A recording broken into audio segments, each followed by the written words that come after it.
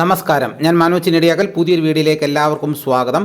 Rubber വില ഓരോ ദിവസവും വീണ്ടും വില കുറഞ്ഞുകൊണ്ടിരിക്കുകയാണ്. റബ്ബർ വില ഇപ്പോൾ 200 രൂപയ്ക്ക് പുറത്ത് കടക്കേണ്ട സമയമായതായിരുന്നു.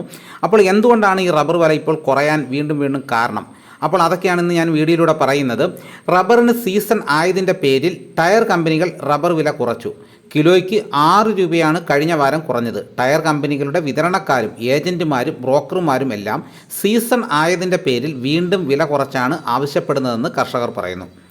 സീസൺ തുടങ്ങിയെങ്കിലും ഭാഗികമാണെന്ന് കർഷകർ പറയുന്നത്. കിലോയ്ക്ക് 200 രൂപ കടക്കേണ്ട സാഹചര്യത്തിലാണ് ടയർ കമ്പനികൾ 193 നിന്ന് താഴെ എത്തിച്ചത്. വീണ്ടും വില കുറഞ്ഞാൽ കർഷകരിൽ നിന്ന് വിൽപ്പനയ്ക്ക് റബ്ബർ വരവ് കുറയുമെന്ന് സൂചനയുണ്ട്. ബാങ്കോക്കിൽ തയ്യാർ നിരക്കിൽ RS4 കിലോയ്ക്ക് 1 രൂപ വില കുറഞ്ഞത് ഉയർത്തിയാണ് ഇവിടെ 6 രൂപ ടയർ കമ്പനികൾ കുറച്ചത്. രാജ്യാന്തര വില ബാങ്കോക്ക് തയ്യാർ RS4 കിലോ 189 രൂപ, അവധി വില ചൈന 183 രൂപ, ടോക്കിയോ കിലോ 191 രൂപ.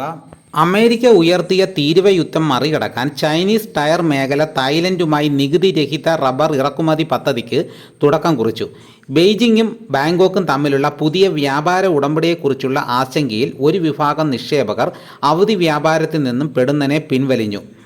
റബ്ബറിൽ പുതിയ നീക്കവുമായി ചൈന. ടയർ വ്യവസായ രംഗം പുഷ്ടിപ്പെടുത്താൻ ചൈന ഉണർന്നു പ്രവർത്തിച്ചു.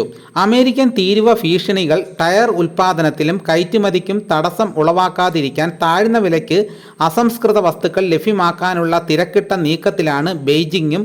മുഖ്യ റബ്ബർ ഉൽപ്പാദക കയറ്റുമതി രാജ്യവുമായി അവർ തന്ത്രപ്രധാന നീക്കങ്ങൾ ആരംഭിച്ചു. നികുതിരഹിതമായി റബ്ബർ കയറ്റുമതിക്ക് പുതിയ പദ്ധതി ആവിഷ്കരിച്ചു. ആദ്യപടിയായി 400 ടൺ റബ്ബറാണ് കയറ്റുമതി നടത്തുന്നതെങ്കിലും ഈ നീക്കം വിജയിച്ചാൽ പ്രതിമാസം 10,000 ടൺ റബ്ബർ കയറ്റുമതിയാണ് ലക്ഷ്യമിടുന്നത്. ഇരു രാജ്യങ്ങളും തമ്മിലുള്ള നീക്കങ്ങളെക്കുറിച്ച് ഇനിയും പൂർണ്ണ വ്യക്തത ലഭിക്കാത്തതിനാൽ നിക്ഷേപകർ രാജ്യാന്തര അവധി വ്യാപാര കേന്ദ്രങ്ങളിൽ നിന്നും പെടുന്നതിനെ പിന്തിരിഞ്ഞു. നികുതിരഹിതമായി റബ്ബർ കൈമാറാനുള്ള പദ്ധതി അവധി വ്യാപാരത്തിലെ ഊഹക്കച്ചവടക്കാരും വരും ദിനങ്ങളിൽ നേട്ടമാക്കാം. സീറോ താരിഫ് പൈലറ്റ് പദ്ധതി സംബന്ധിച്ച കൂടുതൽ വിവരങ്ങൾ പുറത്തു വരുന്നതോടെ വിപണി വീണ്ടും സജീവമാകും. ലക്ഷക്കണക്കിന് ടൺ റബ്ബറാണ് ചൈന ഓരോ മാസവും ഇറക്കുമതി നടത്തുന്നത്. ആ നിലയ്ക്ക് ഇപ്പോഴത്തെ നികുതിരഹിത ഇറക്കുമതി തോത് തുച്ഛമായതിനാൽ ആശങ്കയ്ക്ക് വകയില്ല.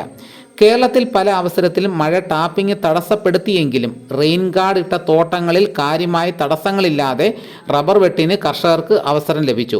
ഉൽപാദനം ഉയർന്നു തുടങ്ങിയതിനിടയിൽ രാജ്യാന്തര വിപണിയിൽ നിന്നുള്ള പ്രതികൂല വാർത്തകൾ ഉയർത്തി. ഇതോടുകൂടി വീഡിയോയുടെ പൂർണ്ണമാകുന്നു. എല്ലാവരും ലൈക്ക് സപ്പോർട്ട് ചെയ്യണം. മറ്റൊരു വീഡിയോയുമായിട്ട് ഞാൻ ഉടനെ എത്താം. എല്ലാവർക്കും എൻ്റെ നന്ദി.